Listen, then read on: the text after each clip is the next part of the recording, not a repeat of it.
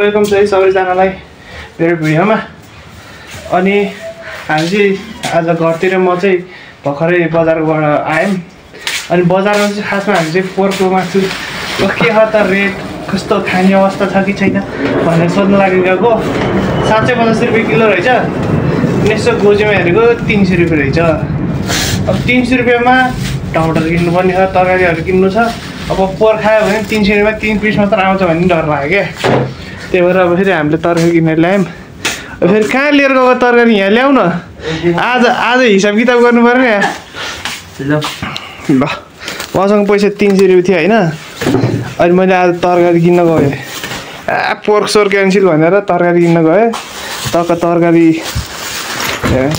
अलि यहाँ ठाउँ छैन। फेरि यो चटनी राखिदिउँ। तरकारी किन्न गएको मसँग 300 रुपियाँ थियो पैसा आज। अनि तरकारी हेर्नु नि यहाँ गाइज, तरकारी होइन त यो, हेर्नु त यहाँ 300 रुपियाँको।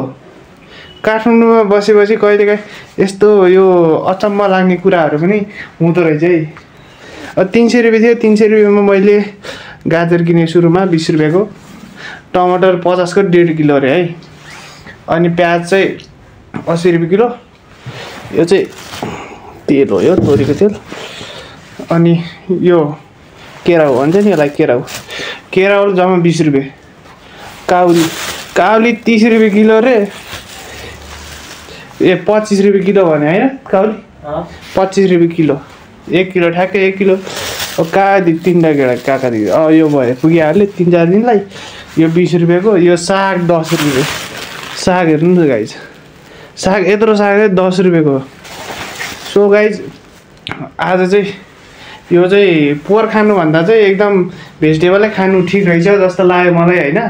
किनभने यो सिजनमा हेर्नु न यति धेरै, यति सामान। अनि धेरै होइन कि 215 अघि नै बाटोमा आउँदै हिसाब गरेको 215मा चाहिँ यो सब आउँदै रहेछ है।